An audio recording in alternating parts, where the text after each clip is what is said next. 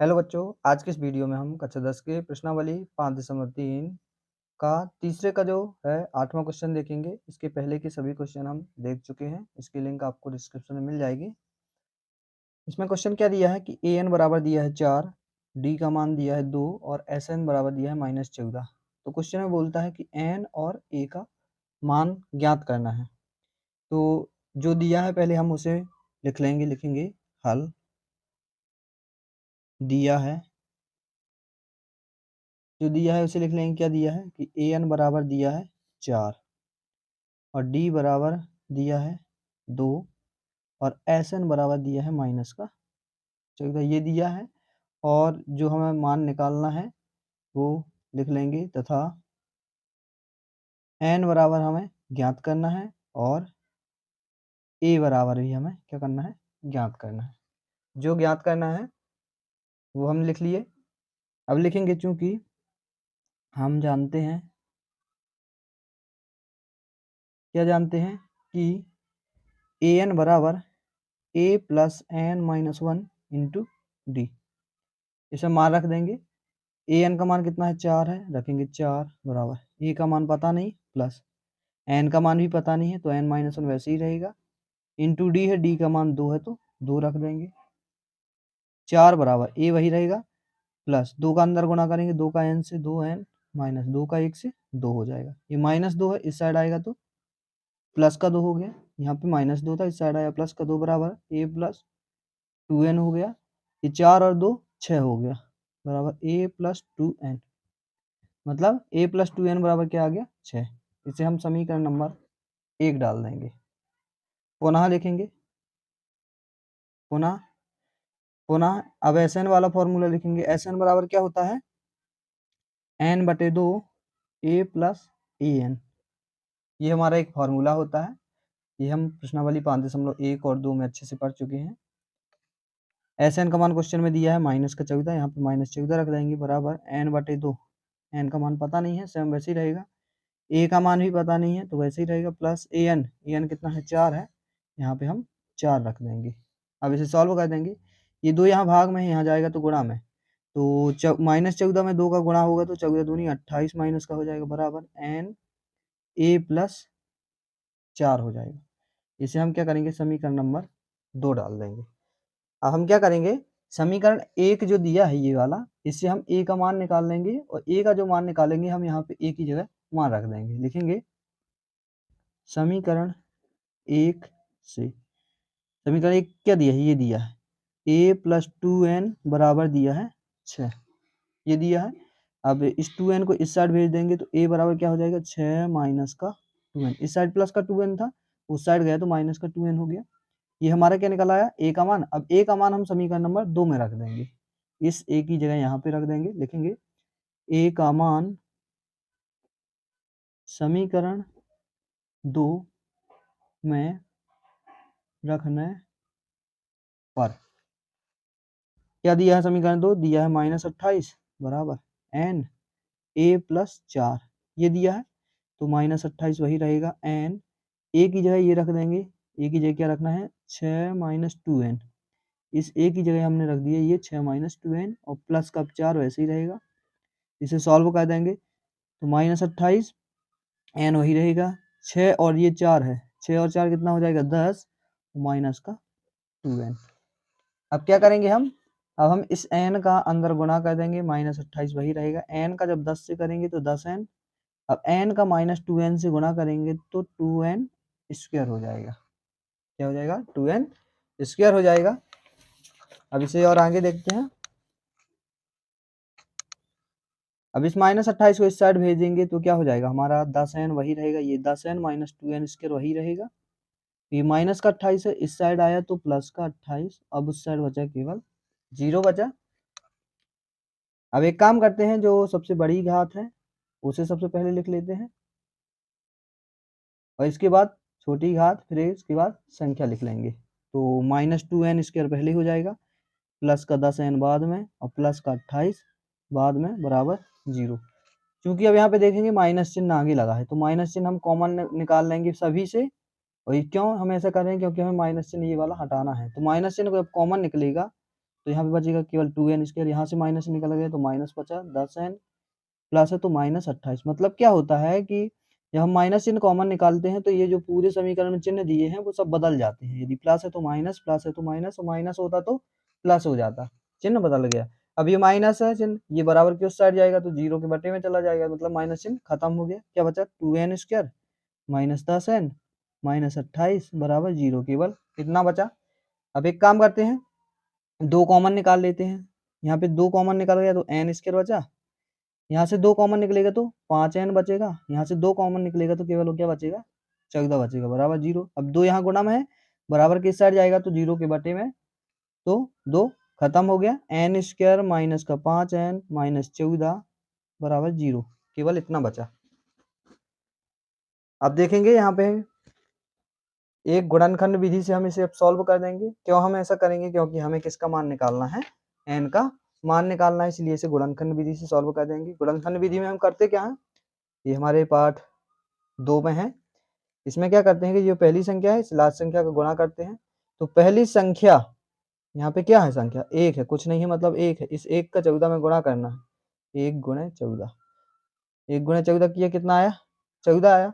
अब इस 14 के ऐसे 2 जोड़े बनाने, हमें 2 संख्याएं बनानी है कि उन्हें जब सॉल्व करें तो बीच वाली संख्या आनी चाहिए, और गुणा करें यहाँ पे एक संख्या जो भी होगी, यह संख्या जो भी होगी, जो इन दोनों का आपस में गुणा करें तो कितना आना चाहिए 14 आना चाहिए।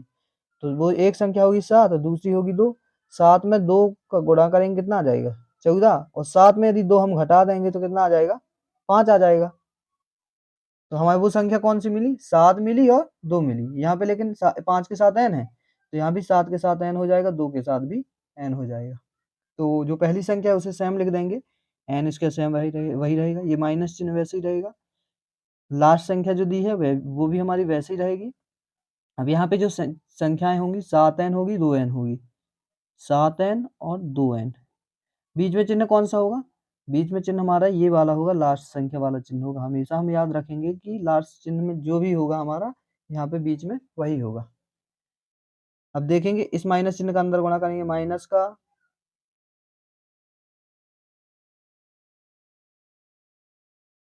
का अंदर गुणा करेंगे तो माइनस का 7n हो जाएगा, माइनस का माइनस से प्लस ये 2n रहेगा, -14 बराबर क्या हो गया 0।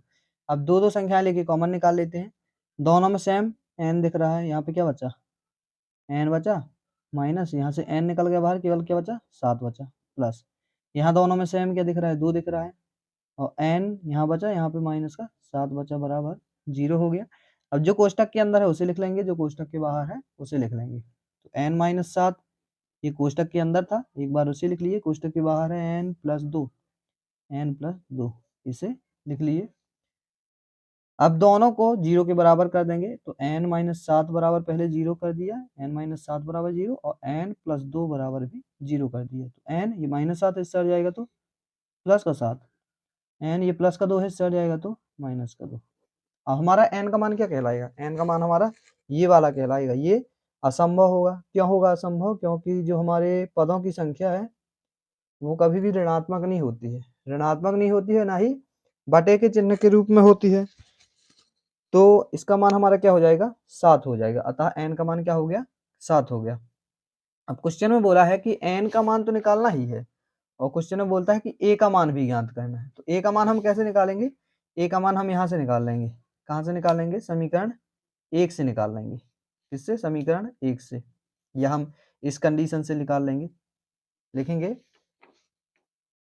n का मान समीकरण 1 में रखने पर, समीकरण 1 क्या दिया है, ये दिया है 6 बराबर a + 2n, यहाँ पे रख देंगे। तो 6 बराबर a वही रहेगा प्लस 2 n है, n की जगह क्या रखेंगे 7, 6 वही रहेगा, a प्लस 2 का 7 से 2 7 14 हो जाएगा, ये 14 प्लस का इस साइड आएगा तो माइनस का, तो 6 - 14 बराबर a। तो 14 में से 6 जाएंगे कितना आ जाएगा हमारा 8 आएगा, वो भी माइनस का। तो a का मान आ गया हमारा माइनस का 8, और एक n का मान कितना आया था 7 आया था। तो यही क्वेश्चन में बोला गया था कि हमें n और a का मान निकालना है। अतः लिखेंगे, अतः n और a का मान क्रमशः 7 और -8 है। ये हमारा आंसर हो गया। अब अगला क्वेश्चन देखते हैं इसका। इस क्वेश्चन में क्या दिया है कि a बराबर दिया है 3 और n बराबर दिया है 8 और s बराबर दिया है 192। तो क्वेश्चन में बोलता है कि d का मान निकालना है।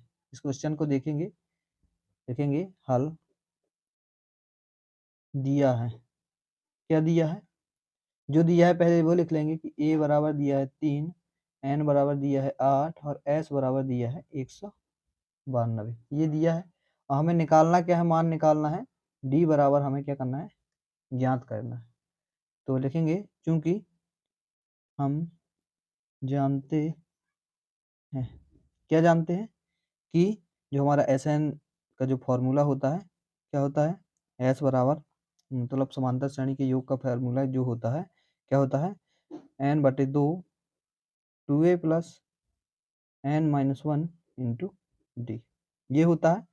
तो S का मान क्वेश्चन में दिया है 192 बराबर, n का मान भी दिया है 8, तो 8/2 2a, तो 2 गुणे a का मान भी क्वेश्चन में दिया है 3 प्लस n का मान दिया है 8 माइनस 1 गुणे d का मान नहीं दिया, d का मान हमें ज्ञात करना है, क्वेश्चन में बोला गया है।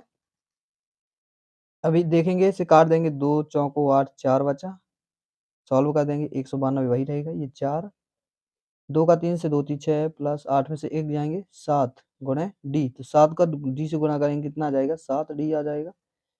4 यहाँ भाग में, यहाँ जाए सॉरी गुणा में है, यहाँ जाएगा तो भाग में, तो 192 भागे 4 हो जाएगा बराबर 6 प्लस 7 डी। 4 में 192 का भाग दे देंगे तो 4 चौको 16, कितना बचा? 3 बचा और 2 32 हो गया, 4 7 28 4 8 32, 48 आ गया बराबर 6 प्लस 7 डी। अब ये 6 प्लस का इस साइड आएगा तो माइनस का, 48 माइनस 6 बराबर 7 डी, 48 में 6 जाएंगे 42 बराबर 7 डी। अब 7 यहाँ डी के गुणा में है, यहाँ आएगा तो भाग में, तो 42 भागे 7 बराबर डी, 7 छंग 42, तो डी का मान कितना आ गया? डी का मान हमारा आ गया 6। और यही क्वेश्चन में पूछा गया था कि डी का मान ज्ञात कीजिए, तो अतः लिख देंगे, अतः डी का अभीष्ट मान कितना है? 6 है। ये हमारा आंसर हो गया। अब इसका लास्ट और 10वां क्वेश्चन देखेंगे, तीसरे का। 10वें क्वेश्चन में क्या दिया है कि L बराबर दिया है 28, S बराबर दिया है 144 और क्वेश्चन में बोला गया कि कुल 9 पद हैं, तो A का मान निकालने के लिए बोल रहा है। तो जो दिया है पहले वो लिख लेंगे। दिया है, क्या दिया है? L बराबर 28, S बराबर 144 और पद दिया है, मतलब n का मान दिया है, n बराबर दिया है 9। A का मान हमें क्या करना है? A का मान हमें ज्ञात करना है। तो लिखेंगे चूंकि हम जानते हैं Sn बराबर क्या होता है, या S बराबर भी लिख सकते हैं, n बराबर Sn बराबर भी लिख सकते हैं, n/2 a प्लस an। एक हमारा फॉर्मूला ऐसा होता है, S बराबर n/2 a प्लस l होता है। an की जगह क्या होता है? l।